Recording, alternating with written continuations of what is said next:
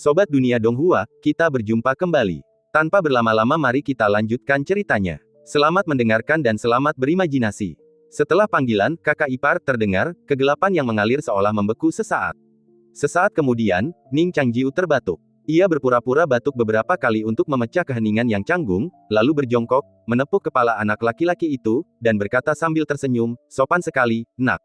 Ekspresi Zhao Xianger semakin dingin. Ia mencengkeram kerah belakang Ning Changjiu dan menariknya ke samping. Anak laki-laki itu tidak tahu apakah ia memanggilnya, kakak, dengan benar atau salah. Kakak perempuan itu tampak begitu muram dan galak. Oh, benar, seharusnya, kakak. Anak laki-laki itu menyadari kesalahannya. Ia menatap wajah dingin adik perempuan cantik itu, dan tangan serta kakinya terasa dingin. Ia ingin menebus kesalahannya, tetapi ia teringat kata-kata ibunya tentang bahayanya berbicara terlalu banyak, dan ragu-ragu. Tuan kota melihat ini dan mencibir, berpikir bahwa anak-anak hanyalah anak-anak. Mereka sama sekali tidak mengerti situasinya. Mereka tidak hanya berlutut di hadapan orang yang salah, tetapi mereka juga memanggilnya dengan sebutan yang begitu konyol. Reputasi yang baik sangat penting bagi gadis semuda itu. Menyebutnya seperti itu sama saja dengan mempermalukannya di depan umum. Penjaga muda ini sungguh gegabah. Tak masalah jika ia tidak meminta maaf kepada Master Abadi, tetapi ia bahkan berani bercanda dengan seorang anak kecil. Pantas saja ia sering dipukuli. Ia pasti memiliki semacam ketergantungan khusus, jika tidak, mengapa Master Abadi membiarkannya begitu lama? Zhao Xianger tetap tanpa ekspresi. Wajahnya yang halus, seperti bunga popi yang tumbuh tenang di salju, putihnya yang halus dan rapuh memancarkan kecantikan yang murni dan tak ternoda. Semua orang merasakan dinginnya, dan gaun putihnya yang bersih, beriak tertiup angin malam, membuatnya semakin kedinginan. Seolah-olah ia adalah kekuatan tak terduga yang dapat merenggut nyawa tanpa berkedip. Semua orang ketakutan. Ketegangan ini tidak berlangsung lama. Anehnya, ia tampaknya tidak menghukum pemuda itu atas kesalahannya. Sebaliknya, ia bertanya, siapa namamu? Siapapun pasti takut seluruh keluarganya akan dieksekusi, tetapi anak laki-laki itu, yang berpikiran sederhana, tidak berpikir panjang. Merasa lolos dari bencana, ia hanya bertanya-tanya apakah ia tidak memanggil nama yang tepat. Ia buru-buru berkata, namaku Ding Lesi. Zhao Xianger mengangguk, menatap penguasa kota, dan berkata ringan, anak ini ingin aku yang membuat keputusan untuk mereka. Bagaimana menurutmu, penguasa kota? Penguasa kota terkejut dan merasa agak gelisah. Ia berkata dengan hati-hati, Tuan Abadi memiliki penglihatan yang luar biasa. Dengan kebijaksanaan Tuan Abadi, ia pasti bisa melihat tipu muslihat kikuk untuk menipu anak-anak dalam sekejap. Anak laki-laki kecil bernama Ding Lesi itu langsung berteriak, kau pembohong. Kau tidak mengizinkan kami makan beras mentah, dan kau mengumpulkan beras dari setiap rumah tangga. Kau hanya ingin kami menjadi sepertimu. Bohong kalau kau tidak akan mati jika berubah menjadi hantu. Banyak hantu telah mati. Ayahku meninggal dan dimakan serangga hantu. Dasar pembohong. Ekspresi penguasa kota tidak banyak berubah. Ia berkata dengan tenang, dilihat dari pakaianmu, latar belakang keluargamu seharusnya baik-baik saja. Keluargamu pengusaha, kan? Ayahmu juga pengusaha semasa hidupnya. Kau pasti menghasilkan banyak uang dengan keserakahan. Sekarang dunia sudah terbuka, ganjaran dan hukuman sudah jelas, dan kebaikan serta kejahatan sudah ada balasannya, apalagi yang perlu diperdebatkan. Wajah Ding Lesi memerah karena marah. Ia berkata dengan marah, kau orang jahat. Semua orang di kota ini dibunuh olehmu. Kau iblis yang paling keji. Tuan kota terlalu malas untuk memperhatikan anak itu. Ia memandang Zhao Xianger dan berkata, berisik sekali di sini. Nona Guru Abadi, silakan masuk ke dalam rumah. Kita bisa membahas secara rinci masalah besar dan kecil tentang perebutan kekuasaan Raja Neraka. Mengenai masalah berpuasa dari makan nasi mentah, itu diusulkan oleh Qin Gong ini. Ia memiliki reputasi yang sangat tinggi di kota ini. Kurasa kata-katanya masuk akal, jadi aku setuju. Jika Tuan Abadi keberatan dengan masalah ini, Anda dapat membicarakannya dengan Qin Gong ini. Hati Qin Gong mencelos, dan ia tiba-tiba menggenggam dokumen yang diberikan kepadanya oleh penguasa kota, telapak tangannya bercucuran keringat. Ia tahu bahwa penguasa kota sengaja menelantarkan putranya, tetapi ia tidak dapat memahami niat wanita muda itu. Ia hanya berharap bahwa, meskipun seorang kultivator, wanita itu masih muda, dan ekspresi tabahnya hanyalah kepura-puraan yang canggih, tanpa motif tersembunyi yang nyata. Setelah disebutkan oleh penguasa kota, ia segera membungkuk kepada Zhao Xianger dan berkata, saya tidak berbakat, dan strategi ini sia-sia. Jika ada yang salah, saya harap Guru Abadi dapat mengoreksi saya. Zhao Xianger bersenandung dan berkata, tidak ada yang salah. Adipati Qin diam-diam menghela napas lega. Tatapan mata Tuan Kota berubah, tetapi ia tidak menganggap Nyonya Bai bodoh, seperti yang dilakukan Adipati Qin. Lagi pula, dialah yang telah menggulingkan Nyonya Bai, dan sikap apatisnya saat ini terhadap hal lain hanya menunjukkan bahwa ia memiliki ambisi yang lebih besar. Tuan Kota telah mengambil keputusan. Ia berkata, ketika saatnya tiba, saya akan memimpin pelatihan militer untuk guru abadi. Dengan kedekatan ini, pertama-tama saya akan menggulingkan permaisuri Zhao. Kemudian, dengan menggunakan Zhao sebagai basis, saya akan membangun beberapa Fengdu, membentuk kembali otoritas penguasa dunia bawah, dan menempa kerajaan para dewa yang baru. Dengan begitu, guru abadi akan benar-benar setara dengan para dewa, dan kami semua mendoakan kenaikan tahta Anda. Jika guru abadi tidak keberatan, saya akan segera menghunus panji jenderal Anda. Apa nama keluargamu? Zhao Xianger berkata, Zhao. Tuan kota mengangguk, lalu tiba-tiba membeku. Bukankah itu nama keluarga kerajaan Zhao? Mungkinkah gadis kecil ini memiliki ikatan kerajaan? Mungkinkah dia anak haram dari suatu keluarga yang berkuasa, atau mungkin dia memiliki konflik serius dengan keluarga kerajaan Zhao? Atau, sebuah ide melintas di benaknya bagai guntur dan kilat, tetapi sebelum ide itu terbentuk sepenuhnya, dia mendengar anak laki-laki itu berteriak, jangan percaya apa yang dikatakan orang tua ini. Mereka ingin membunuh kita semua. Setelah kita semua mati, mereka pasti akan membunuhmu. Kakak, tolong bujuk adik iparku untuk tidak mempercayai mereka. Bahkan anak kecil sepertiku pun mengerti kebenaran, bagaimana mungkin kau tidak memahaminya? Teriakan anak laki-laki itu sangat keras. Tuan kota mengerutkan kening, dan napasnya tiba-tiba menjadi muram. Tangannya di lengan bajunya sudah membentuk pisau. Ia melirik dan melihat pemuda itu mencoba menghentikan anak laki-laki itu, yang mati-matian berusaha masuk. Gadis itu tetap tenang dan tak tergerak. Ia menenangkan diri, melangkah maju, dan berteriak, dasar anak kecil tak tahu terima kasih. Kita sedang merencanakan masa depan untuk semua orang di kota ini, dan untuk apa kau menyia-nyiakan kata-katamu? Anak keluarga mana yang begitu tidak berpendidikan? Sambil berbicara, ia mengulurkan tangan, berniat mengangkat anak laki-laki itu. Tangannya sudah mengumpulkan kekuatan tersembunyi. Jika ia bisa mencekiknya sampai mati, ia bisa saja menyebutnya kesalahan. Begitu banyak orang telah mati di kota ini, siapa yang peduli dengan nyawa anak kecil? Mata Ding Leixi melebar. Meskipun muda, ia bisa dengan jelas melihat niat membunuh di mata penguasa kota. Saat penguasa kota mendekat, bulu kuduknya berdiri, hawa dingin menjalar di punggungnya.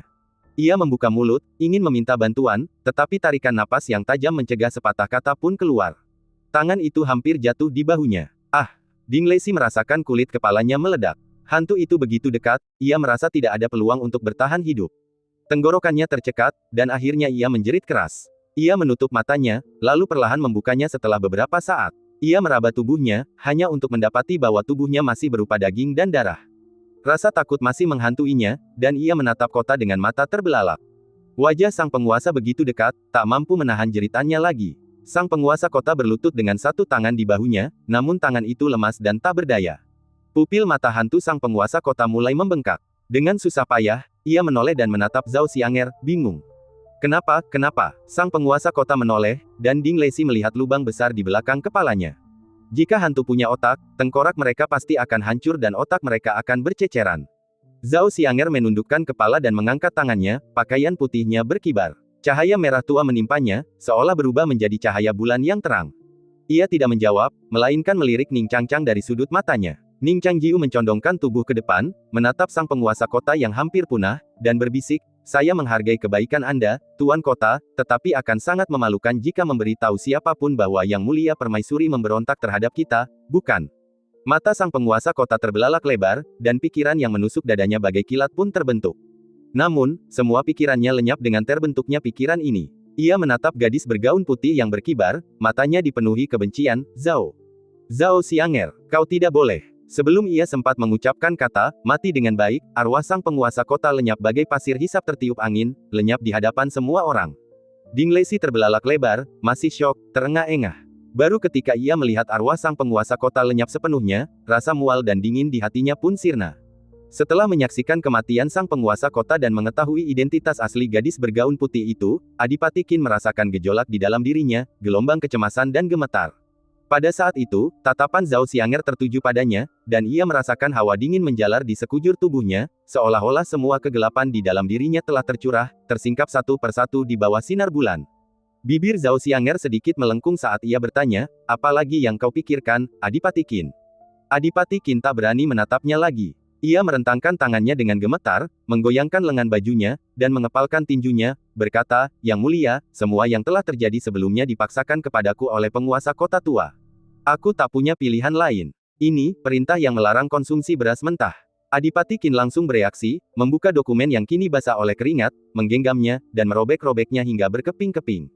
Kemudian, dengan bunyi gedebuk, ia berlutut, bersujud di tanah. Zhao Xianger menatap cendekiawan Konfusianisme yang membungkuk patuh, lalu melirik Ning Changjiu. Ning Changjiu, yang telah menanggung pemukulan selama sebulan, segera mengerti. Ia menyerahkan pisau kepada Ding Leixi dan berkata, "Kau saja." Ding Leixi masih sedikit bingung. Ia secara naluriah mengambil pisau itu, tangan kanannya gemetar, dan hampir menjatuhkannya. Ia beralih memegang pisau dengan kedua tangan dan menatap Ning Changjiu dengan ngeri. Ning Changjiu menghela napas, menatap Zhao Xianger, dan bertanya, "Dia masih anak-anak?"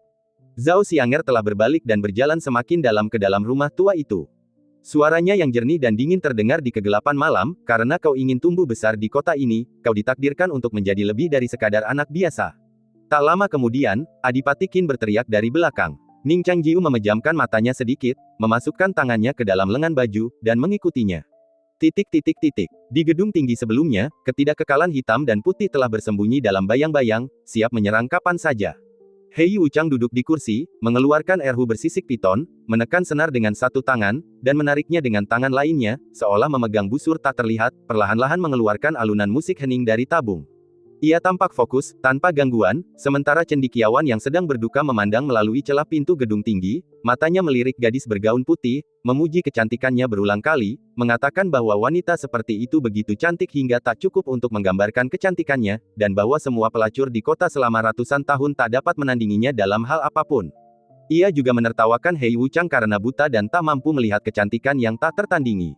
Sungguh disayangkan, seorang cendekiawan sepertiku seharusnya memiliki wanita secantik itu untuk menemaniku membaca. Ketika Nyonya Bai kembali berkuasa, gadis cantik ini akan menjadi tawanan. Saat itu, mungkin dia bisa. Bai Wuchang menggoyangkan kipas lipat di tangannya, dan pikirannya penuh dengan pikiran. Pada saat itu, Zhao Xianger mengangkat tangannya, mengarahkan telapak tangannya ke belakang kepala sang penguasa kota, dan kemudian jiwa sang penguasa kota perlahan-lahan menipis. Spiritualitas seluruh istana Yama mulai mati. Kata-kata Bai Wuchang bagaikan uap air yang mengambang di musim dingin, dan segera mengembun menjadi kepingan es yang sangat halus. Saat Zhao Xianger berbalik, ia mendongak ke arah gedung tinggi dan melihat. Gedung ini sangat besar, dengan puluhan jendela, dan ia hanya membuka sedikit. Saat ini, malam sudah gelap, dan Zhao Xianger seharusnya tidak pernah melihatnya. Namun ia melihat ke arah di mana ia berada. Dengan senyum sekilas, Bai Wuchang tahu bahwa ia pasti telah melihatnya. Ia tanpa sadar membanting jendela dan jatuh ke kursi. Ia terus berkata semuanya sudah berakhir. Ia meraih bahu Hei Wuchang dan mengguncangnya dengan keras, "Mengapa kau masih bermain piano? Wanita itu membunuh penguasa kota. Dia melihat kita, dan kita akan segera mati." Hei Wuchang masih menarik busur tak terlihat itu, jari-jarinya menekan senar secara tidak sengaja, dan tidak berkata apa-apa. Bai Wuchang tiba-tiba berdiri, dan kursinya jatuh ke tanah dengan bunyi berdentang. Ia menunjuk hidung Hei Wuchang dan berteriak, "Kau pikir kau bisa lolos begitu saja? Berapa banyak kejahatan yang telah kau lakukan untuk penguasa kota selama sebulan terakhir? Apa kau benar-benar berpikir kau pengamen jalanan dengan sitar? Kau telah membunuh orang sebanyak aku." Hei Wuchang menarik senar tanpa suara. Bai Wuchang ingin mengumpat lagi, tetapi tubuhnya tiba-tiba menggigil, dan ia menoleh dan menatap pintu yang tertutup. Di balik pintu, langkah kaki datang dari jauh ke dekat. Bai Wuchang tahu bahwa itu adalah langkah kaki yang sengaja dibuat oleh gadis itu, dan ia hanya ingin Bai Wuchang mendengarnya. Langkah kaki itu berhenti di pintu. Jantung Bai Wuchang sudah berdebar kencang, tetapi pintu itu perlahan terbuka. Ketakutan akan kematian akhirnya menyadarkannya kembali. Ia tiba-tiba berbalik, membuka jendela, dan ingin melompat keluar jendela untuk melarikan diri, tetapi begitu ia berbalik, suara pintu terbuka datang dari belakangnya. Dengan serangkaian bunyi klik, semua jendela kayu menutup satu persatu, tanpa celah. Ia berdiri di dekat jendela, gemetar saat menoleh. Ia melihat seorang perempuan muda berambut panjang duduk di kursi kayu kenari kuno. Gaun putihnya yang cerah tampak mencolok dalam kegelapan, melekat pada tubuhnya yang ramping. Pemandangan yang menakjubkan, mengingatkan pada pegunungan bersalju, kini tampak mencekam dan mengerikan. Ia bahkan lebih mirip hantu pembunuh sejati daripada Bai Wuchang. Di sampingnya berdiri seorang pemuda sederhana, yang menatapnya seolah sedang menatap bola abu dingin. "Apakah Anda tertarik bekerja untuk Yang Mulia?" tanya Ning Changjiu, seperti seorang utusan. Bai Wuchang terkejut, ragu ia salah dengar. Kemudian, dengan gembira, ia berkata, "Saya bersedia melayani Yang Mulia." Ning Changjiu menambahkan, "Bagus sekali, tapi bagaimana kami bisa mempercayai kesetiaan Anda?" Bai Wuchang terdiam, lalu membeku. Ia tidak tahu bagaimana ia bisa membuktikan kesetiaannya, tetapi kemudian Ning Changjiu mengedipkan mata padanya. Ia melirik Hei Wuchang. Bai Wuchang langsung mengerti bahwa mereka ingin ia membunuh Hei Wuchang untuk membuktikan kesetiaannya. Hatinya membara karena amarah. Ia memang tak mengenal Hei Wuchang sejak awal, apalagi seorang pengamen jalanan yang baru saja menemukan kesempatan ini bukanlah tandingannya, seorang cendekiawan kaya ilmu namun bakatnya tak dihargai. Ia mengerti, tetapi wajahnya tetap panik. Ia berkata, bolehkah saya bertanya bagaimana Yang Mulia meminta saya menunjukkan kesetiaan saya? Katakan saja, bahkan jika itu berarti melewati api dan air, saya akan melakukannya. Sambil berbicara, ia membungkuk dalam-dalam. Saat ia membungkuk, ia menjentikkan jarinya dari lengan bajunya yang panjang, dan sebuah paku jiwa langsung melesat keluar, menusuk ke depan. Krak, itu adalah suara paku jiwa yang menembus sandaran kursi, meretakkan kayunya. Senyum Bai Wuchang membeku bahkan sebelum sempat terbit. Ia mendongak dan tiba-tiba mendapati tak ada seorang pun di kursi. Di belakangnya, Hei Wuchang yang buta mencengkeram busur biola, seolah memegang pisau tajam, lalu menjatuhkannya tiba-tiba, menusuk jiwanya dalam sekejap. Hei Wuchang meletakkan kembali busur pada senar, membungkuk dalam-dalam kepada Zhao Xianger dan Ning Changjiu, lalu berkata dengan hormat, inilah tekadku untuk menunjukkan kesetiaanku. Zhao Xianger, yang menopang wajahnya dengan satu tangan, mengangguk dan berkata, bagus sekali. Ia melirik Ning Changjiu dan berkata, bicaralah dengannya. Ning Changjiu berpikir, apa kau benar-benar memperlakukanku seperti pelayan? Namun ia tetap tak berani bicara, dan mengiyakan. Ketika Ning Changjiu dan Zhao Xianger turun dari lantai atas, seorang anak laki-laki berdiri di tangga sambil memegang pisau. Setelah melihat mereka, ia meraih pisau itu dan bergegas naik dengan ganas. Kembalikan kakekku. Tentu saja ia tak berhasil membunuh mereka, dan tak lama kemudian ia jatuh dari tangga, dan pisaunya pun jatuh ke tanah. Ia menutupi tangannya dan mencoba meraih pisau itu, tetapi anak laki-laki dan perempuan itu sudah berjalan di depannya. Ia takut dan ingin menarik kembali tangannya, tetapi ketika teringat kakeknya, kebencian muncul di hatinya, dan ia meraih pisau itu dengan putus asa dan menusukkannya lagi. Dengan bunyi, ding, pisau itu jatuh ke tanah lagi. Jika kau tidak bisa membunuh kami, jangan berpura-pura berbakti dengan pisau, kata Zhao Xianger dingin, dan sepatu kain di balik roknya melangkahi bilah pisau dan berjalan mendekat. Anak laki-laki itu mendengarkan kata-katanya yang menyayat hati dan akhirnya tak kuasa menahan tangis. Di depan mereka, seorang gadis kecil juga berdiri di hadapan mereka. Dia adalah adik perempuan anak laki-laki itu. Ning Changjiu bertanya, apakah kau di sini untuk membunuh kami juga? Gadis kecil itu menggelengkan kepala dan membungkuk kepada mereka. Terlahir dalam keluarga dengan etika yang ketat, ia memiliki sedikit lemak bayi, jadi tubuhnya tidak terlalu indah, tetapi ia sangat tenang dan sempurna. Ia menundukkan kepala dan berkata dengan hormat dengan suara kekanak-kanakan, kedua saudara laki-laki dan perempuanku pasti sangat membutuhkan beras mentah. Aku tahu di mana lumbungnya. Aku akan membawa mereka ke sana. Anak laki-laki kecil itu terdiam karena terkejut. Ia menatap adiknya yang biasanya berperilaku baik, menolak mempercayai kata-kata seperti itu keluar dari mulutnya. Ia meraung, apa kau gila, gadis kecil? Mereka membunuh kakek. Gadis kecil itu mengabaikan adiknya. Dengan tatapan merendahkan, ia membawa mereka keluar, hanya meninggalkan sesosok kecil dengan cambuk di punggungnya. Ia berlutut di dalam ruangan, gemetar saat menggenggam belati, air mata menetes di bilahnya. Ia sudah berjalan keluar pintu. Malam mengaburkan segalanya. Hari ini, banyak jiwa di Istana Yama telah tewas, dan lumbung di dalam istana telah dibuka. Hei Wuchang mengawasi pembagian semua beras. Awalnya, antrean untuk mendapatkan beras pendek, tetapi seiring kabar menyebar, semakin banyak orang datang ke jalan, membentuk antrean panjang di pintu masuk Istana Yama. Zhao Xianger dan Ning Changjiu berjalan kembali ke halaman bersama-sama. Di halaman rumah tua itu, salju telah lama terkikis, dan keempat dinding yang mengelilingi halaman telah runtuh tak dapat dikenali. Hampir setiap jengkal tanah terdapat jejak tubuh Ning Changjiu yang menyentuhnya. Begitu ia memasuki halaman dan menutup pintu, Zhao Xianger mulai bertanya, oh, kakak ipar.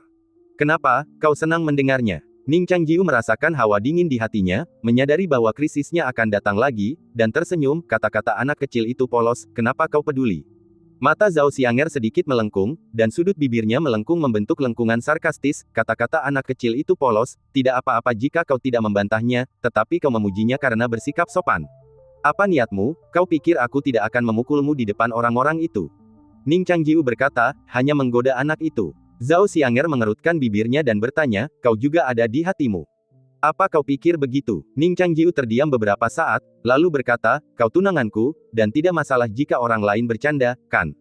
Mata Zhao Xianger berkedip, lalu segera terdiam. Ia berkata dengan dingin, aku sudah pernah mengatakannya sebelumnya, dan menasihatimu untuk tidak berpikiran romantis. Lupakan saja kali ini, dan jangan ulangi. Ning Changjiu tidak puas dan berkata, mengapa kau tidak membantahnya sendiri? Zhao Xianger berkata, dia terlalu muda, dan dia adalah warga negara Zhaoku. Sebagai raja suatu negara, aku seharusnya baik dan toleran terhadap rakyat. Tentu saja, aku tidak akan bersikap picik kepada seorang anak hanya karena masalah sekecil itu. Ning Changjiu berkata, kau adalah warga negara Zhao. Zhao Xianger berkata, kalau begitu, mulai hari ini, kau dikeluarkan. Ning Changjiu tertegun sejenak, lalu menghela napas berat. Melihat gadis itu, yang bertingkah seperti bajingan namun tetap mempertahankan ekspresi dingin dan acuh tak acuh, ia berkata, aku telah bekerja keras selama ini. Aku menanyakan pertanyaan apapun yang akan merendahkan statusmu, dan aku juga berbicara untukmu tentang hal-hal yang tak boleh kau katakan jika kau ingin menunjukkan sikap misterius dan keagunganmu. Sekarang, Yang Mulia sedang membunuhku. Bukan ide yang bagus untuk membakar jembatan setelah melewatinya, bukan? Zhao Xianger bertanya dengan nada bertanya, lalu berbalik dan tersenyum padanya, apakah kau bilang aku berpura-pura selama ini? Ning Changjiu terkejut dan berkata, aku tidak bermaksud begitu. Zhao Xianger mendengus dingin, ini pukulanmu. Kemarilah. Ning Changjiu berkata dengan keras kepala, apa gunanya memukul sekarang? Kedengarannya sangat muluk untuk membalas dendam atas dendam pribadi. Zhao Xianger berkata, kau tidak membantah dua panggilan kakak ipar itu. 50 pukulan masing-masing. Kau hanya bilang aku munafik. 50 pukulan lagi. 50 lagi karena dendam pribadi. Ning Changjiu berdiri di tepi halaman, menggosok alisnya, dan berkata tanpa daya, mengapa Yang Mulia begitu picik? Zhao Xianger berkata dengan dingin, 50 pukulan lagi. Jika tidak ada gerakan, gandakan. Aku seorang raja. Aku tidak bercanda. Baiklah. Ning Changjiu mengangkat tangannya tanda menyerah, aku akan mendengarkan perintah Yang Mulia. Ia menghela napas dan berjalan menuju halaman dengan ekspresi putus asa. Zhao Xianger menggosok pergelangan tangannya dan menatapnya dengan dingin. Ketika keduanya mendekat, mata mereka bertemu, entah sengaja atau tidak, untuk sesaat. Pada saat itu, seolah-olah ada kilatan cahaya rahasia, yang bahkan bulan merah di langit pun tak dapat mendeteksinya. Di halaman, kedua pria itu bertarung satu sama lain. Zhao Xianger melemparkan pedang kayu persik kepadanya. Ning Changjiu mengerutkan kening dan berkata, bukankah ini adu tinju? Zhao Xianger bertanya, apakah Anda ingin menggantinya dengan pedang besi? Ning Changjiu harus berkompromi dan berkata, keterampilan pedang apa yang akan Anda ajarkan hari ini, Yang Mulia? Zhao Xianger berkata, saya tidak tahu gerakan pedang apapun, jadi bagaimana saya bisa menggunakan keterampilan pedang? Ning Changjiu berkata, gerakan pedang bisa dilakukan tanpanya, tetapi setelah menggunakan pedang untuk waktu yang lama, setiap orang memiliki gerakan mereka sendiri yang lebih familiar, dan gerakan tak terlihat ini juga merupakan gerakan.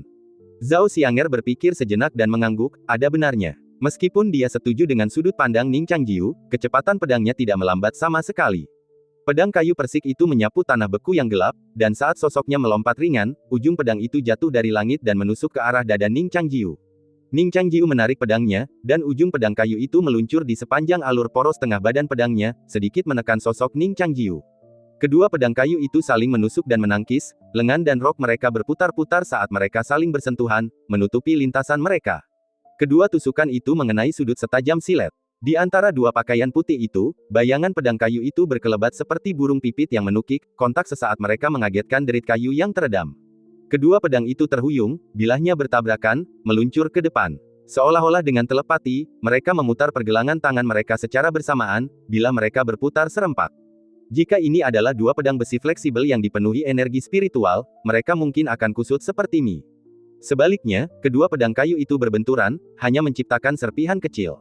Saat ujung pedang mencapai pergelangan tangan Ning Changjiu adalah yang pertama melepaskan cengkeramannya, memukul gagangnya, dan pedang kayu persik itu melesat langsung ke dada lawannya. Zhao Xianger tetap tak bergerak, mundur sedikit. Dengan kilatan petir, tangannya yang lain mencengkeram pedang yang mendekat, pedang di tangannya terus menghunus tanpa henti. Ujung pedang itu mendekati tenggorokan Ning Changjiu. Ning Changjiu tidak punya waktu untuk mundur, jadi ia tiba-tiba bersandar dan menendang pergelangan tangan Zhao Xianger, mencoba mematahkan tangan yang memegang pedang. Meskipun pedang panjang Zhao Xianger meleset, tangannya yang lain, yang mencoba meraih pedang, langsung mencengkeram pedang dan menebas, mengenai betisnya. Ning Changjiu merasakan sakit, dan mati rasa seketika di tulang kakinya sulit dihilangkan dengan cepat. Pergelangan tangan Zhao Xianger juga tak luput, dan terkena ujung sepatu Ning Changjiu. Tangan yang memegang pedang membeku sejenak, dan tidak bisa melanjutkan serangan. Ning Changjiu berdiri diam, jarinya menggenggam bilah pedang Zhao Xianger dengan tepat saat ia mencoba mengubah posisinya. Jari-jarinya menelusuri tepi bilah pedang, meluncur turun ke gagang, tempat mereka mencengkeramnya erat-erat. Kemudian, dengan gerakan memutar yang tiba-tiba, ia mencoba merebut pedang itu. Zhao Xianger mencibir, menjentikkan pergelangan tangannya yang bebas, dan berseru, kembalikan padamu. Pedang kayu yang sebelumnya direbut melayang ke samping, berputar-putar di udara seperti bilah pedang, sebelum menusuk Ning Changjiu dari belakang. Karena tak dapat segera merebut kembali pedang itu, Ning Changjiu terpaksa menyerah, nyaris menghindari tusukan dari belakang. Tusukan dari belakang itu terus berlanjut. Melirik ke bawah ketiaknya. Setelah bilah pedang hampir melewatinya, Ning Changjiu meraih gagang pedang dari belakang, memanfaatkan momentum yang tak terputus untuk menusukkannya ke depan. Hanya itu yang kau pelajari dalam sebulan. Zhao Xianger mencibir. Tiba-tiba, ia mengangkat tangannya, mengangkat pedang kayu tinggi-tinggi di udara. Tatapannya tertuju pada serangan yang datang dengan tekad yang kuat dan tak tergoyahkan, ia menebas dengan kekuatan yang dahsyat. Dengan sekali sentakan, guncangan tersebut terpancar ke mulut harimau melalui pedang kayu. Kekuatan spiritual Ning Changjiu bergetar bersamaan, menangkal guncangan yang datang sebelum datang. Momentum pedang tetap sama, hanya saja lebih cepat dan tidak lebih lambat, dan langsung menuju dada Zhao Xianger. Mata Zhao Xianger berkilat penuh kemenangan, tetapi ia sama sekali tidak mengurangi kecepatan tangannya. Ia menuangkan kekuatan spiritualnya ke dalam pedang kayu, mengayunkan lengan bajunya, dan langsung mengayunkannya ke bawah. Dengan pedang lain, ia melenyapkan energi pedang sepenuhnya. Di udara, bilah pedang kayu itu tertekuk oleh tebasan tersebut. Meskipun Ning Changjiu tidak melepaskannya, energi pedang di lengannya terasa terbebani ribuan pon, dan sulit untuk mengangkatnya. Namun Zhao Xianger tak kenal ampun dan mengayunkan pedangnya lagi untuk mengenai pergelangan tangannya. Ning Changjiu buru-buru menarik pedangnya dan tak dapat menghindarinya. Akhirnya, ia terkena lagi, dan pedang di tangannya terlepas. Ning Changjiu mengangkat jari kakinya dan menendang gagang pedang yang hampir jatuh ke tanah. Setelah ditekan, pedang kayu itu berubah arah lagi dan menusuk langsung ke Zhao Xianger. Tentu saja, pedang ini tidak bisa melukainya. Itu hanya taktik mengulur waktu Ning Changjiu. Zhao Xianger menjentikkan jarinya dan tepat mengenai ujung pedang, menjatuhkan pedang itu ke tanah lagi. Ia melesat dan mendekati Ning Changjiu. Dengan sekali jentikan, ia menggunakan pedang kayunya untuk membuat tanda merah mencolok di telapak tangan Ning Changjiu dan berkata dengan sinis, "Kau sudah berlatih keras selama sebulan, dan kau hanya berkembang sedikit." Alam Ning Changjiu di kehidupan sebelumnya jauh lebih tinggi daripada miliknya. Sekarang ia berada dalam situasi putus asa dan diberi pelajaran oleh seorang gadis berusia 16 tahun.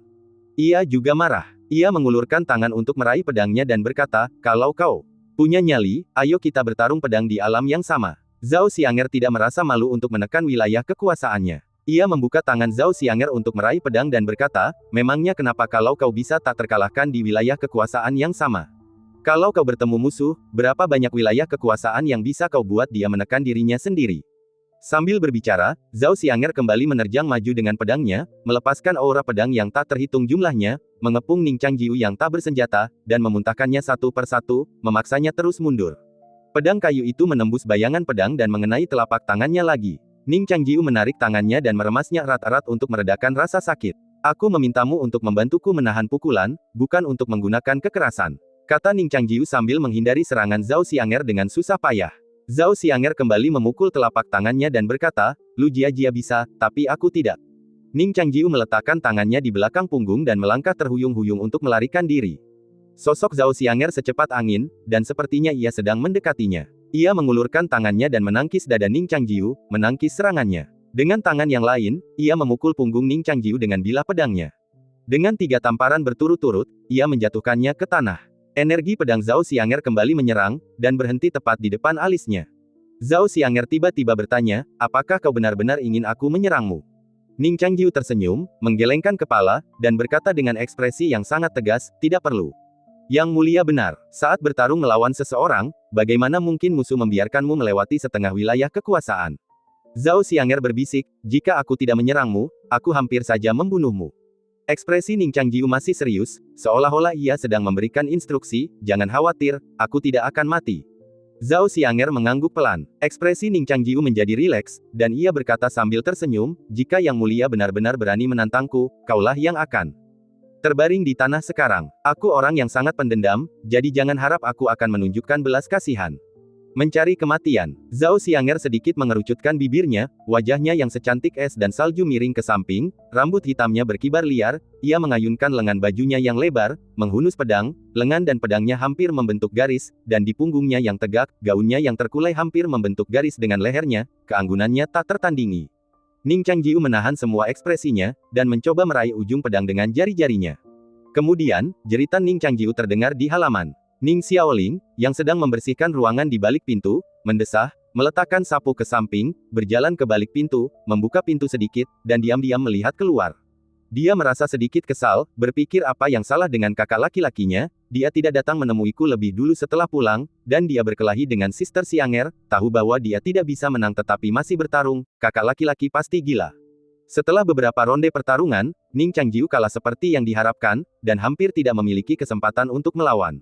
Ning Xiaoling melihat pemandangan di halaman dan merasa itu seperti seorang wanita desa mengejar angsa putih kecil yang nakal dengan kemoceng. Begitu Ning Xiaoling memiliki pikiran ini, dia menggelengkan kepalanya lagi, berpikir bahwa jika itu benar-benar angsa putih besar, mungkin berani bersikap galak pada Sister Xiang'er. Kakak laki-laki benar-benar memalukan. Ia mengerucutkan bibirnya, mencubit ujung bajunya, menggosoknya pelan, lalu ragu-ragu dengan wajah muram. Setelah beberapa saat, akhirnya ia memberanikan diri, mendorong pintu hingga terbuka, dan keluar sambil berteriak, "Jangan berkelahi." Zhao Xiang'er melihatnya keluar, menghentikan pedang di tangannya, menatapnya dengan aneh, dan bertanya, "Ada apa?" Ning Xiaoling berkata dengan serius, "Jangan ganggu kakak seniorku." Zhao Xiang'er tersenyum dan berkata, "Adik perempuan, apa kau sekuat itu?" Ning Xiaoling tidak tahu dari mana ia mendapatkan keberanian itu, dan berkata, "Jika aku ingin mengalahkanmu, aku juga akan mengalahkanmu." Zhao Xiang'er menatapnya, matanya sedikit menyipit, dan di belakangnya, Ning Changjiu berdiri dan menepuk-nepuk darah yang menempel di bajunya. Ning Xiaoling menggembungkan pipinya dan Ning Xiaoling menggembungkan pipinya dan berkata, "Kakak senior, aku baru saja." Sebelum ia sempat menyelesaikan kalimatnya, Ning Changjiu tiba di hadapannya, menepuk bahunya, dan menyela, "Adik junior, ketika kau mencapai alam abadi atas, kau boleh melawan adikmu Xiang'er lagi." Mata Ning Xiaoling melebar dan ia membuka mulutnya, tetapi tiba-tiba ia merasakan tangan di bahunya menguat. Di saat yang sama, ia juga merasakan niat Ning Changjiu, sebuah emosi yang aneh. Ekspresinya terhenti, lalu tampak memahami sesuatu. Ning Xiaoling memelototinya dan berkata dengan marah, aku tidak peduli. Kalau kau suka dipukuli, terima saja. Kalau kau membunuhku, aku akan menguburmu di salju." Setelah itu, ia cemberut marah, berbalik dan berlari kembali ke rumah, mengambil sapu untuk menyapu debu di lantai. Titik. Di seberang mata air kuning, sebuah kursi roda terguling ke dalam gang yang dalam. Nyonya Bai, mengenakan gaun kerangka, duduk di dalamnya, bulu rubah seputih salju menutupi lututnya. Subai mengikutinya tanpa suara di belakangnya, mendorong kursi roda perlahan ke depan. "Tahukah Anda mengapa saya tidak melawan Zhao Xiang'er?" tanya Nyonya Bai. Subai menggelengkan kepalanya, "Saya tidak tahu. Entah mengapa, kesehatan Nyonya Bai tidak banyak membaik selama sebulan terakhir. Bukan hanya tingkat kultivasinya yang stagnan, tetapi kakinya juga semakin memburuk dari hari ke hari, dan sekarang ia hampir tidak bisa berjalan. Ia telah tinggal di halaman selama sebulan ketika tiba-tiba ia meminta Subai untuk mendorongnya ke sungai. Sesampainya di sungai, mereka bertemu Zhao Xiang'er. Subai tidak tahu apakah itu kebetulan atau apakah Nyonya Bai telah mengantisipasi hal ini. Reaksi pertamanya adalah ketakutan. Ia tahu betul kondisi Nyonya Bai saat ini, dan tahu bahwa jika Zhao Xiang'er menyerang, Nyonya Bai hampir pasti akan mati. Namun entah mengapa, mereka saling berhadapan di seberang sungai untuk waktu yang lama, akhirnya berpisah tanpa perlawanan. Subai begitu ketakutan hingga ia berkeringat dingin. Nyonya Bai tetap tenang saat ia mendorongnya ke depan. Ia dengan lembut membelai mantel bulu rubah yang lembut di lututnya dan bertanya, "Jika mereka membunuhku, maukah kau membalaskan dendamku?" Subai tak berkata apa-apa, hanya menundukkan kepala dan mendorong kursi rodanya ke depan. Roda kayunya yang dilapisi kulit hitam menggelinding di salju, meninggalkan jejak panjang yang berkelok-kelok tanpa henti di kegelapan. Nyonya Bai terus bertanya, "Kau pikir aku sudah mati sebelumnya? Bagaimana perasaanmu saat melihatku hidup?" Subai terdiam beberapa saat, dan berkata dengan jujur, "Aku takut." Nyonya Bai tersenyum dan berkata, "Kupikir kau akan sangat bahagia." Subai menggenggam erat sandaran kursi roda, dan meridian di punggung tangannya melotot seperti ular hijau kecil yang meronta. Separuh penduduk kota ini, sudah mati. Mata Nyonya Bai dipenuhi pesona, dan rambut hitam legamnya yang panjang tergerai di sekujur tubuhnya seperti air. Dalam balutan hitam putih murni, bibir merahnya yang terangkat tampak begitu memikat. Ia merasakan niat membunuh di belakangnya, tetapi ia menutup mata dan tersenyum, "Lalu kenapa kau tidak membunuhku?" Subai tersenyum getir, "Kau tahu aku tidak akan membunuhmu." Nyonya Bai bersenandung, dan sambil menyilangkan kaki, ia berkata, "Lebih baik daripada di sisi yang lain. Di sini, aku bisa melindungi jiwa-jiwa itu agar tidak dimangsa cacing jiwa." Subai menggelengkan kepala dan berkata, "Tapi mereka tidak bisa hidup selamanya." Nyonya Bai menatap bulan merah dan berkata, "Selama aku di sini, mereka bisa hidup seperti ini selamanya. Selama aku ada, apa bedanya hidup dan mati?" Subai bertanya, "Bagaimana jika suatu hari matahari terbit?" Nyonya Bai berkata dengan bangga, "Sekarang siang hari, tetapi matahari tidak bisa menyinari kota ini." "Tidak akan pernah bisa. Legenda mengatakan bahwa seseorang pernah menembak jatuh matahari. Aku tidak punya busur dan anak panah, tetapi aku punya bulan, dan aku bisa melakukan hal yang sama. Subai mengangkat kepalanya dan menatap bulan merah tanpa bertanya lebih lanjut. Aku tidak suka kuda dan sapi itu, kata Subai. Nyonya Bai berkata, mereka belum boleh mati. Kalau suatu hari nanti mereka harus mati, aku akan membiarkanmu melakukannya. Subai mengangguk. Mereka terus maju di tengah salju beberapa saat, lalu berhenti ketika sampai di pintu masuk gang. Di ujung sudut jalan, banyak bayangan gelap tiba-tiba muncul. Sosok-sosok gelap itu, seperti gagak yang tak terhitung jumlahnya, menyerbu masuk ke gang dan berhenti di hadapan Nyonya Bai. Nyonya Bai mengangkat kepalanya dan menatap lurus ke depan. Puluhan mayat berdiri di hadapannya di gang, tubuh mereka bergoyang-goyang, mata mereka yang redup bersinar seperti kelelawar yang tak terhitung jumlahnya berkerumun. Bahkan dalam kegelapan yang panjang, ia masih bisa dengan jelas merasakan amarah mereka yang menggebu-gebu. Penyihir. Seseorang muncul dari kerumunan, menghunus pisau panjang, mengarahkan ujungnya ke Nyonya Bai, sambil membentak dengan marah, "Penyihir, akhirnya kau berani keluar hari ini." Nyonya Bai menjawab dengan tenang, "Aku selalu berada di halaman itu, tapi kau tidak punya keberanian untuk datang kepadaku. Siapa yang tahu apa yang kau rencanakan?" Pria itu mencibir, "Kita di sini, penyihir, kau terpojok hari ini. Begitu kau meninggalkan halaman hari ini, kau akan mati." Nyonya Bai bertanya, "Apa yang membuatmu berpikir kau bisa membunuhku?" Pemimpin itu mengulurkan tangan dan mengangkat kepala yang berlumuran darah, kepala seekor kuda yang tinggi dan agung. Kepala kuda itu terbanting ke tanah, dan pria itu menghunjamkan pisaunya ke leher kuda itu. Ia mencibir, "Sebulan yang lalu, puluhan pria dewasa tidak sebanding dengannya, tetapi hari ini kita membunuhnya, memotong lehernya tanpa banyak usaha. Kudamu sudah mati, dan kepala banteng gila itu akan segera dipenggal dan dikirim kepadamu. Kau semakin lemah. Lengan kanan dan kirimu telah terbunuh, tetapi kau tidak bisa menghentikannya. Kami menanggung penghinaan dan akhirnya menunggu sampai hari ini." Subai menatap kepala berwajah kuda yang mati itu dan mengerutkan kening. Saat itu, di gang yang dalam, pria yang memegang pisau panjang itu meraung, "Kami sudah lama berkata, bahkan jika kami menjadi hantu, kami tidak akan membiarkanmu pergi. Hari ini, kau, penyihir itu, akan mati." Teriakan murka itu mengguncang salju dari dinding, dan amarah para hantu di belakangnya pun tersulut oleh kata-katanya. Mereka semua adalah jiwa-jiwa kota yang telah musnah, langsung maupun tidak langsung, di tangan Nyonya Tulang Putih. Mereka menyaksikan tanpa daya saat orang-orang yang mereka cintai musnah, satu persatu, perlahan berubah dari makhluk hidup menjadi makhluk setengah manusia, setengah hantu, lalu terkikis menjadi hantu sejati, selamanya tak mampu melihat cahaya matahari. Mereka selalu menyimpan rasa takut yang mendalam terhadap Nyonya Putih, tetapi setelah akhirnya membunuh iblis berwajah kuda hari ini, rasa segar bagai darah memenuhi dada mereka. Mereka telah mendapatkan keyakinan untuk membunuh Nyonya Putih.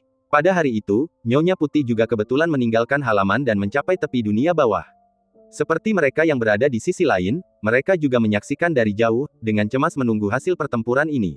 Namun pada akhirnya, tak terjadi apa-apa. Mereka tak tahu mengapa, tetapi melihat kursi roda dan bulu rubah, pada wajah pucat dan rapuh wanita yang memikat di dalamnya, mereka tak mampu lagi menahan rasa takut. Mereka berkelompok, menunggu di ujung jalan yang tak terelakkan. Saat suara pembunuhan memekakkan telinga, Subai panik sejenak. Ia tahu bahwa meskipun Nyonya Bai lemah, seharusnya mudah untuk membunuh orang-orang ini. Dalam keterkejutan singkat itu, pria yang mengangkat pisau panjang itu telah menebas di depannya dan menebasnya dengan satu tebasan. Nyonya Bai sama sekali tidak melawan. Pisau itu jatuh menimpa tubuhnya. Meskipun tidak membelahnya menjadi dua, pisau itu menghancurkan sepotong sisik tulang hingga berkeping-keping. Suara dentuman itu segera tenggelam oleh gemuruh kerumunan. Mereka bergegas bersama dan menyerbu Nyonya Bai. Mereka yang bersenjata menebas tubuhnya dengan senjata, dan mereka yang tidak bersenjata memukulnya dengan keras menggunakan tangan, kaki, dan tinju mereka.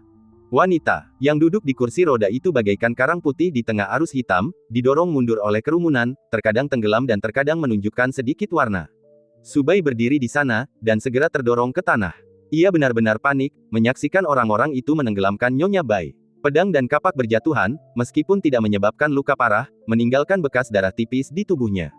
Tulangnya hancur berkeping-keping, sedikit demi sedikit menampakkan tubuh di belakangnya. Jantung Subai seakan terangkat oleh cakar elang. Ia berdiri, bergegas menghampiri, dan meraung, "Berhenti berkelahi. Berhenti berkelahi. Kalau kau membunuhnya, kau juga akan mati." Namun suaranya tak terdengar di tengah keramaian. Demikian pula, tak seorang pun peduli dengan hidup atau mati mereka sendiri saat ini. Nyonya Bai duduk diam, tanpa perlawanan, bagaikan karang sungguhan, menahan angin dan hujan, pedang dan kapak, lalu darah di tubuhnya semakin mengucur, lebih merah dari bulan di langit, dan darah mengalir deras di tubuhnya yang montok dan putih, bagaikan aliran bunga yang mengalir deras di antara jurang salju putih, lalu bunga kamelia merah yang tak terhitung jumlahnya bermekaran dari salju putih, mewarnai segalanya menjadi merah cerah dan mempesona. Subai terengah-engah. Ia ingin melawan arus orang-orang untuk menyelamatkannya, tetapi mayat itu telah menjadi tembok yang kokoh. Ia jatuh ke tanah, tubuhnya diinjak-injak berkali-kali, dan jari-jarinya tiba-tiba merasakan sesuatu yang lengket. Itu adalah darah. Darah semakin banyak mengalir keluar, menetes ke tanah, dan telah mengalir ke jari-jarinya dan menembus celah-celah di antara jari-jarinya.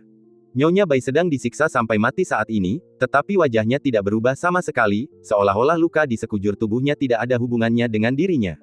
Di dalam mayat, Bai Su tiba-tiba merasakan kekuatan mengalir ke dalam tubuhnya. Ia berdiri dalam keadaan tak sadarkan diri dan meraung pada Nyonya Bai, "Mengapa kau tidak melawan? Mengapa kau tidak melawan?" Nyonya Bai tampak acuh tak acuh. Bulu rubahnya telah lama diwarnai merah, dan luka-luka di tubuhnya semakin banyak dan dalam, dan tulang-tulangnya hampir terlihat. Subai menatapnya dan tiba-tiba mengerti. Ia berkata seperti orang bodoh, "Mengapa kau tidak melawan? Kau tidak melawan. Apakah kau memaksaku untuk membunuh seseorang? Kau memaksaku membunuh seseorang." Ia tersenyum getir, kata-katanya begitu ringan, bagaikan salju yang tak kunjung jatuh ke tanah. Tubuhnya pun segera terbanting ke tanah, juga bagaikan sisa salju yang tak dipedulikan siapapun. Nyonya Bai mendengar kata-katanya, bibir merahnya melengkung, tubuhnya bagaikan kertas gambar berlumuran tinta merah, diam-diam menanggung semuanya. Ketika mereka keluar dari gang lagi, mulut Nyonya Bai masih melengkung, dan Subai terdiam total. Ia mendorong kursi rodanya ke depan dengan linglung, dan keheningan menyelimutinya. Setelah waktu yang entah berapa lama, Subai akhirnya berbicara dengan lembut, "Kau merekrut orang-orang ini, kan?" Nyonya Bai tak berniat menyembunyikan apapun, dan berkata, "Aku membiarkan Niutu menipu mereka."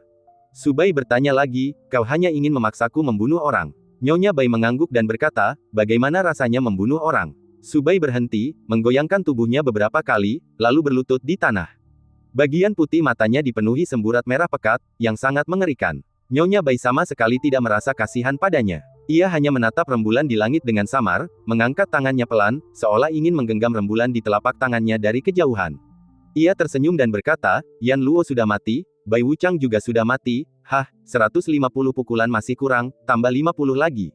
Aku lebih baik mati daripada menekan kerajaan." Pikiran pasangan itu memang diam-diam, tapi apa kau pikir aku tidak mengerti beberapa omong kosong dan kata sandi?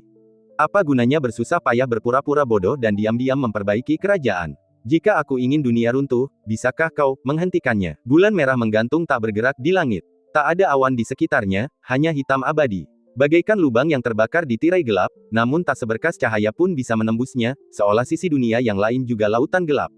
Nyonya Bai mengangkat kepalanya, darah mengalir di kulitnya yang seputih salju, mengering di tubuh telanjangnya dan berubah menjadi merah, seperti gaun merah tua.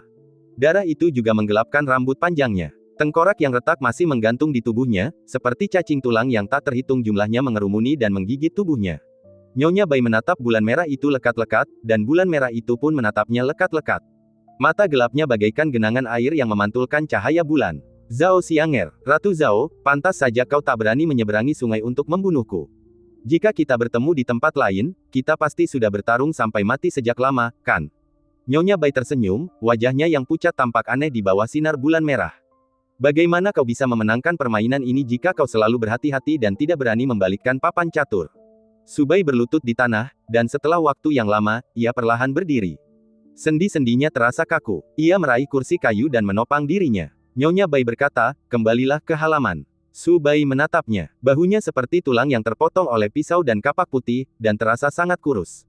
Matanya melirik ke bahunya dan menatap mantel bulu rubah yang tersampir di lututnya, yang berlumuran darah.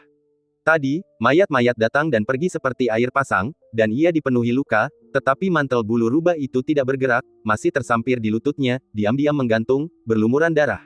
Subai mengulurkan tangannya, meletakkannya di bahunya, dan tiba-tiba mencubit lehernya. Jari-jarinya menusuk kulitnya dan menusuk. Nyonya Bai sedikit mengernyit, tetapi tidak berkata apa-apa. Subai berkata dengan suara serak, "Kau akan mati." Nyonya Bai tersenyum tipis, "Iya, jika kau mengerahkan sedikit tenaga pada jarimu, aku akan mati." Subai menggelengkan kepalanya dan berkata, "Kau tahu bukan itu yang kumaksud."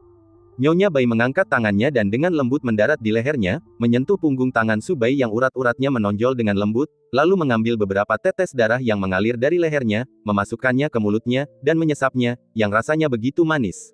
Tangan Subai yang mencengkeram lehernya bergetar, dan tangannya terulur sedikit demi sedikit, menembus daging dan darahnya, dan langsung menggenggam tulang lehernya yang terkubur jauh di bawah kulitnya. Ia memegang tulang lehernya dan berkata, bukannya aku tidak berani membunuhmu.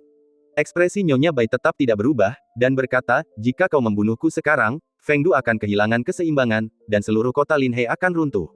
Kau anak yang baik, kau tidak akan melihat semua ini terjadi, kan? Subai mencibir, anak yang baik. Ketika ia mendorong Nyonya Bai keluar dari gang, ia tak berani menoleh ke belakang. Ia tak tahu apakah membunuh orang termasuk pembunuhan, tetapi ia telah membunuh banyak orang hari ini. Ini pertama kalinya ia membunuh seseorang, dan ia tak yakin apakah ia takut kematian Nyonya Bai akan menyebabkan seluruh kota runtuh, atau ia hanya tak ingin melihatnya mati. Ia berharap yang pertama. Ia berhenti bicara, dan jari-jarinya perlahan terulur dari leher Nyonya Bai, dengan darah dan daging menggantung di sela-sela jari. Ia mencengkeram selimut kursi lagi dan mendorongnya ke depan tanpa suara. Nyonya Bai memejamkan mata, dan luka di tubuhnya sembuh dengan kecepatan yang terlihat oleh mata telanjang di bawah sinar bulan merah. Ia tiba-tiba berkata, apakah menurutmu para dewa bisa mati? Subai tahu apa yang dimaksud Nyonya Bai, tetapi ia tidak menjawab. Ia adalah iblis tulang putih yang merangkak keluar dari jurang, bagian dari tulang-tulang seorang dewa, dan bisa dibilang, salah satu reinkarnasi dewa. Nyonya Bai berkata lirih, ketika aku terbunuh untuk pertama kalinya dan merangkak keluar dari tumpukan tulang, kupikir para dewa itu abadi. Saat itu, ia tak kuasa menahan tawa, bahkan para dewa sejati pun mati. Aku hanyalah serpihan tulang yang patah. Mengapa aku punya ide bodoh seperti itu? Ia mendongak dan mendesah, setiap kali aku memikirkan kematianku, tubuhku mulai membusuk tak terkendali. Titik. Di halaman, setelah 200 pukulan, Zhao Xianger menarik Ning Changjiu keluar dari lumpur bercampur salju dan air. Ning Changjiu menutupi dadanya dan terbatuk beberapa kali, lalu jatuh ke tanah lagi. Ia menutupi kepalanya dengan ekspresi kesakitan. Zhao Xianger bertanya, ada apa? Apa kau memukulku terlalu keras? Ning Changjiu menggelengkan kepalanya dan berkata, tidak ada. Zhao Xianger bertanya lagi, bagaimana efek makannya hari ini? Ning Changjiu tersenyum getir dan berkata, pukulan yang mulia semakin kuat. Zhao Xianger memutar matanya dan berkata, aku bertanya padamu. Ning Changjiu menggelengkan kepalanya, tidak ada kemajuan. Tubuhku masih belum bisa mengatasinya. Zhao Xianger berkata dengan sedih, aku sudah memberimu tinjuku selama sebulan. Berapa banyak latihanku yang tertunda? Percuma saja. Ning Changjiu tersenyum dan tidak membantah. Ia menatap bulan merah di langit dan bertanya, menurutmu di sini akan hujan? Zhao Xianger berpikir sejenak dan berkata, kita bersembunyi di rumah. Kalaupun hujan, kita tidak akan kehujanan, kan? Ning Changjiu mengangguk. Ia mengangguk dan berkata, menurutmu apa yang ditunggu Nyonya Bai? Zhao Xianger berkata, dia juga berpikiran sama seperti kita. Dia ingin membunuh kita sambil menjaga simetri di sisi lain. Ning Changjiu berkata, aku belum memasuki alam Suan, jadi aku tidak berarti, tetapi kau berada di alam umur panjang. Jika kau mati, di mana dia bisa menemukan orang di alam umur panjang untuk menjaga keseimbangan Feng Du? Zhao Xianger tampak sedang memikirkan sesuatu, dan berkata, dia membutuhkan sebuah wadah yang akan langsung menerima seluruh wilayah kita setelah membunuh kita. Ning Changjiu mengangguk, menurutmu siapa wadah itu? Mereka semua memiliki jawabannya di hati masing-masing. Zhao Xianger bertanya lagi, lalu jika kita membunuhnya, bagaimana kita bisa menjaga keseimbangan kota ini? Ning Changjiu menggelengkan kepala dan berkata, tidak bisa dipertahankan. Kakak senior, kakak Xianger, makanannya sudah siap. Percakapan mereka terputus. Ning Xiaoling membuka pintu dan melambaikan tangan kepada mereka. Sebelum memasuki rumah, Zhao Xianger tiba-tiba berkata, dia membutuhkan pedang paling kuat di seluruh Feng Du. Ning Changjiu bertanya, jika dia memiliki pedang seperti itu, kita pasti sudah mati sebulan yang lalu. Zhao Xianger bersenandung dan berkata, dia mungkin tidak bisa duduk diam. Ketika saya melihatnya, dia masih di kursi roda, dan kesehatannya semakin memburuk. Sambil berbicara, gadis itu menghela napas, menatapnya, mengerutkan bibir, dan berkata, tapi bagaimana denganmu? Sudah sebulan, dan kau sama sekali tidak membaik. Ning Changjiu terdiam sejenak, lalu berkata dengan nada bersalah, maaf telah mengecewakan Yang Mulia. Zhao Xianger tidak mau memperhatikannya, dan berkata, makanlah. Ning Xiaoling pergi ke lemari untuk mengambil gaun putih bersih dan menyerahkannya kepada kakak laki-lakinya, lalu berkata dengan cemas, kakak laki-laki, apa kau benar-benar tidak apa-apa seperti ini setiap hari? Ning Changjiu tersenyum dan berkata, dulu aku bisa jatuh hanya dengan satu gerakan, tapi sekarang aku hampir tidak bisa bertahan 5 atau 6 gerakan. Ini kemajuan yang cukup besar. Ning Xiaoling mengerutkan bibirnya dan berkata, jangan kira aku tidak menyadarinya. Kakak Xianger lah yang memberikannya padamu. Dia selalu menggunakan jurus yang sama dan tidak banyak berubah. Meski begitu, kakak senior selalu dipukuli. Ning Changjiu tidak peduli dan tersenyum, itu juga kemajuan. Ning Xiaoling mengambil mantel yang dilepasnya dan melemparkannya ke dalam tong kayu. Ia sedikit kesal dan berkata, tapi, kondisi kakak senior sama sekali tidak membaik. Kapan kau akan berhenti dipukuli tanpa alasan seperti ini? Kau awalnya bilang akan pergi ke kota kekaisaran untuk menindas kakak Xianger dalam 3 tahun. Berdasarkan situasi saat ini, kakak senior mungkin akan ketakutan saat itu. Begitu kakak Xianger bergerak, kau akan jatuh ke tanah bahkan sebelum tinjunya menyentuhmu. Ning Changjiu mendengarkan sarkasme tidak puas dari adik perempuannya, dan berkata tanpa daya, adik perempuan, kau tidak percaya padaku lagi. Ning Xiaoling mendengus dan berkata, untungnya, tidak ada orang lain di sini. Jika murid-murid dari puncak lain melihatnya, itu akan memalukan guru. Ning Changjiu berubah pikiran dan mengambil segenggam air untuk menyeka wajahnya yang berdebu. Sambil menyeka wajahnya, ia berkata, adik perempuan, apakah uang Ning Qinsui masih ada? Ning Xiaoling sedikit terkejut dan berkata, tentu saja aku masih menyimpannya. Sekarang tidak ada toko di jalan, di mana aku bisa membelanjakannya. Aku hanya bisa menggambar papan catur dan menggunakannya sebagai bidak catur. Ning Changjiu berkata, kalau begitu simpanlah baik-baik. Kita akan pergi cepat atau lambat. Adik perempuan, kau adalah dompet kecilku, kau harus menyimpannya untukku. Ning Xiaoling sedikit memiringkan kepalanya, menatap kakak laki-lakinya sejenak, lalu mengangguk penuh semangat. Ning Changjiu berkata, meskipun kita terjebak di sini sekarang, kita tidak boleh mengendurkan kemampuan pedang kita. Ujian pedang akan segera diadakan di puncak, dan adik perempuan, kau harus bersinar saat itu. Ning Xiaoling mengangguk dan berkata, aku berlatih setiap hari. Ning Changjiu berkata, kau harus berlatih jurus pedang dalam kitab suci pedang Tianyu, dan kau juga harus berlatih kuncian pedang paling dasar. Kalau tidak, meskipun kau punya jurus pedang tapi tidak bisa mengenai siapapun, semuanya sia-sia. Ning Xiaoling memegang dagunya dan berkata, aku tahu, aku tahu. Aku sudah berlatih. Sambil berbicara, ia membentuk gestur pedang, mengunci Ning Changjiu di tempatnya. Ning Changjiu meronta dan bercanda, adik junior, apa kau sudah menarik kembali kekuatan sihirmu? Saat mereka berbicara, pintu terbuka dan Zhao Xianger masuk. Melihat Ning Xiaoling, mengikatnya ke kursi, ia mengerutkan kening, dan kilatan penghinaan melintas di matanya yang murni. Ia tidak masuk, tetapi berkata dengan dingin, ke kamarku. Setelah itu, Zhao Xianger hanya menutup pintu dan berbalik untuk pergi. Ning Xiaoling menatap mereka dengan aneh. Ning Changjiu berkata, berlatihlah dengan baik, aku akan segera kembali. Titik. Di seberang mata air kuning, di halaman Nyonya Bai, Su Bai keluar dari kamarnya, menghampiri pintunya, dan mengetuk beberapa kali dengan keras. Tok, ada apa? Tanya Nyonya Bai dari dalam. Su Bai bertanya, bolehkah saya masuk? Nyonya Bai tersenyum dan berkata, kenapa? Kamu belum di sini selama sebulan penuh. Mau menginap bersama saudari Bai malam ini? Su Bai menolak, aku ingin tahu apa yang sedang kamu lakukan di kamar ini. Nyonya Bai berkata dengan tenang, apa? Tentu saja, ada yang menarik.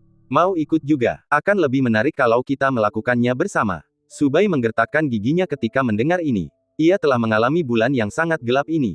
Saudari yang paling dekat di hatinya hidup kembali, tetapi ia telah berubah menjadi iblis. Ia menyaksikan banyak orang mati, tetapi ia tak berdaya. Ia pernah berpikir untuk jatuh ke dalam kebejatan dan menjadi iblis bersama Suster Bai, lalu menempuh jalannya sendiri sejak saat itu, hingga ia dipenggal oleh pedang seorang abadi yang menegakkan keadilan. Namun, secerca rasionalitas selalu muncul dalam dirinya, menghancurkan dorongan untuk menghancurkan diri sendiri yang berulang.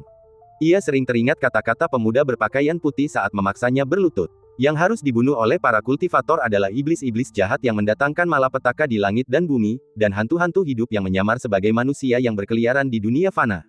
Suster Bai adalah iblis jahat yang mendatangkan malapetaka di langit dan bumi, sekaligus hantu hidup yang menyamar sebagai manusia. Kini sebagai seorang kultivator, ia tak bisa berbuat apa-apa. Ia hampir lupa bahwa usianya baru 13 tahun. Su Bai berdiri di pintu, tampak teguh. Tangannya sudah berada di pintu, dan ia berkata, jika Suster Bai tidak keberatan, aku akan masuk. Tepat saat ia hendak membuka pintu, Nyonya Bai di dalam, senyumnya memudar.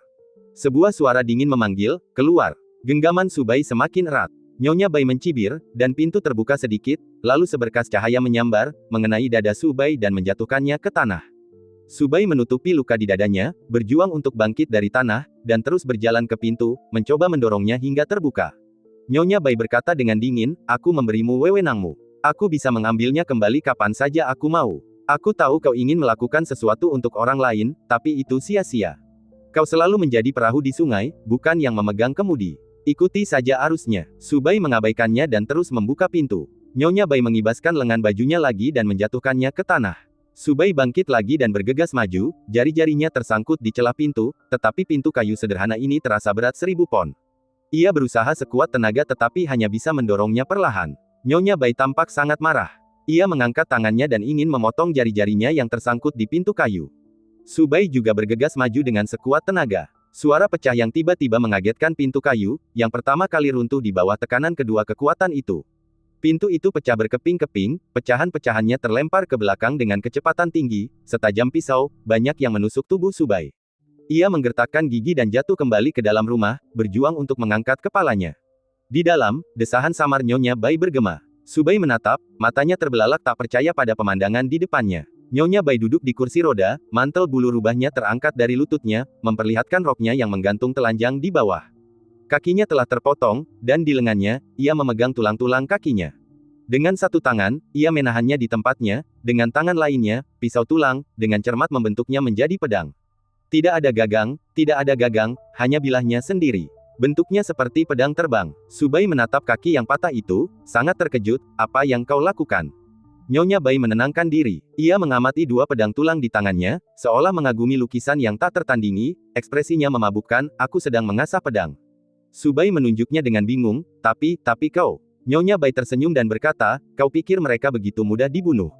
Hanya pedang yang benar-benar bagus yang bisa memenggal kepala mereka. Ini tulang dewa, hanya tulang dewa yang bisa menajamkannya. Dan semua yang ada di kota ini akan terpotong-potong oleh pedang tulang ini.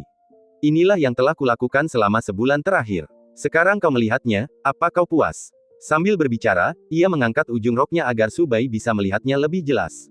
Subai menatap luka itu, menggelengkan kepalanya terus-menerus, lalu ia mulai muntah-muntah. Nyonya Bai mendorong kursi roda di depannya, menatapnya, dan berkata, sudah kubilang sejak lama untuk tidak melihatnya lagi. Nak, kau harus mendengarkan adikmu. Subai menutup mulutnya, melihat cara Subai memegang tulang kakinya untuk menajamkan pedang, merasa sangat jijik. Ia membuka mulutnya, menarik napas, dan berkata dengan suara tegas, kau semakin lemah, dan kau harus melakukan ini. Sekalipun kau telah mengasah pedang paling tajam sekalipun, kemampuan apa yang kau miliki untuk mengendalikan pedang ini untuk membunuh mereka sekarang? Nyonya Bai melengkungkan matanya. Ia tidak menjawab pertanyaan Subai, tetapi berkata, mereka memang sangat pintar, seolah-olah mereka sudah menebak apa yang akan kulakukan. Cahaya bulan merah adalah hujan, dan bersembunyi di bawah atap memang bisa menghindari mata-mataku yang mengintip, tapi apa yang bisa disembunyikan oleh rumah yang dangkal?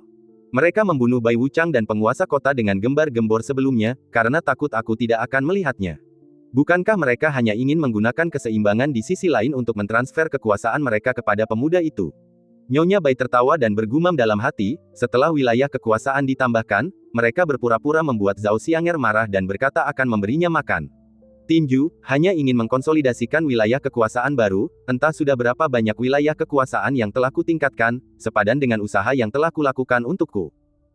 Belum mencapai Suan, masih kurang penting. Apa yang kau katakan, membuatku merasa membunuhnya tidak akan merusak keseimbangan. Betapa cerobohnya cara untuk menipuku agar menggunakan pedang. Ia mengayunkan pedang di tangannya dan berkata, kalau begitu, pedang pertamaku akan membunuh orang kurang penting. Saat berbicara, ekspresinya menjadi garang, seolah-olah ia telah kembali ke Ratu Fengdu sebulan yang lalu. Ia mengenakan mantel bulu rubah, meraih Subai, dan berkata, pedang ini, awasi baik-baik. Sambil berkata demikian, ia meraih Subai dan melemparkannya keluar pintu, lalu ia mengangkat pandangannya, mengikuti atap, menatap bulan merah yang menggantung tinggi di langit, lalu melemparkan pedang di tangannya. Setelah pedang itu dilempar ke atas, pedang itu tak pernah jatuh ke tanah lagi. Bulan merah seolah memiliki daya tarik khusus pada pedang tulang ini, menariknya sedikit demi sedikit ke langit, hingga akhirnya berubah menjadi titik kecil dan menghilang di balik bulan merah. Subai menatap pedang itu dengan takjub, lalu tiba-tiba mengerti. Kekuasaan Nyonya Bai di kota ini hampir hancur, tetapi bulan merah tetaplah satu-satunya yang ia ciptakan sendiri, setara dengan. Subai menoleh tajam, hanya untuk melihat mata kanan Nyonya Bai yang gelap gulita. Ia telah melihat pupil mata Nyonya Bai berkali-kali sebelumnya, tetapi baru hari ini ia menyadari bahwa ia telah lama kehilangan salah satu pupilnya. Bulan merah adalah matanya di langit, terus-menerus mengamati segala sesuatu di kota ini. Sekarang, ia akan mengarahkan pedang itu ke atas bulan merah, lalu mengunci posisi mereka dengan tepat dan menjatuhkannya. Pedang ini tak akan pernah bisa diarahkan pada Zhao Xianger, karena tusukan pun tak akan cukup untuk membunuhnya.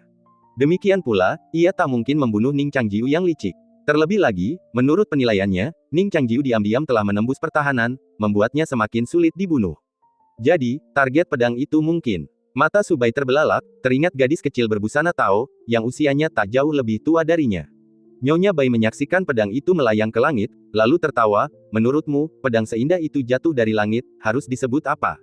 Subai mengerahkan seluruh tenaganya, menariknya dari tanah dengan susah payah, dan bergegas ke arahnya, sambil meraung, hentikan. Nyonya Bai mengulurkan tangan dan menekannya ke tanah lagi. Ia tersenyum, sudah terlambat. Saat berkata demikian, mata gelapnya memucat.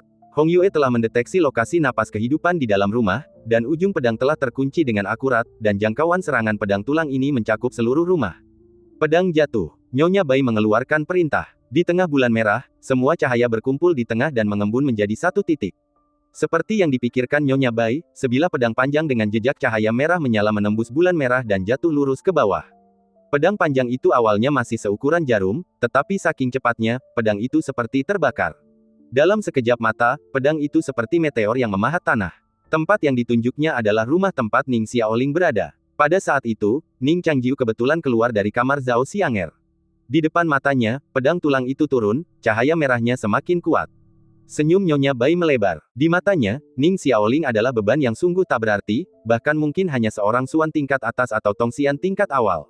Membunuhnya bahkan tidak akan berdampak signifikan pada keseimbangan pihak lain. Kalaupun ia cukup membantai sapi itu dan menjaga keseimbangan. Yang terpenting, membunuhnya akan membuat Ning Changjiu dan Zhao Xianger gila. Oh, kau pikir kau sudah tahu rencanaku, mengucapkan kata-kata manis di depanku, berpikir kau bisa membodohiku. Ia mengintip menembus rembulan merah tua, hanya untuk menyesal karena ia melihat ke bawah dari atas, tak mampu melihat dengan jelas kesedihan dan amarah di wajah Ning Changjiu. Di hadapannya, cahaya merah tua meledak, menghancurkan seluruh atap dalam sekejap. Bagaikan api dan angin kencang, cahaya itu melahap dan mencabik segalanya, termasuk sosok Ning Changjiu. Ketika cahaya merah tua itu padam, tak akan ada yang tersisa dari gadis kecil itu. Subai ambruk ke tanah tak berdaya. Meskipun ia tidak menyaksikannya dengan mata kepalanya sendiri, perasaan tak berdaya itu terasa begitu nyata. Ia menyadari bahwa ia hanyalah boneka Nyonya Bai. Pikiran dan tekadnya tak berarti, karena benang-benang tak kasat mata telah terjerat di setiap sendi sejak lahir.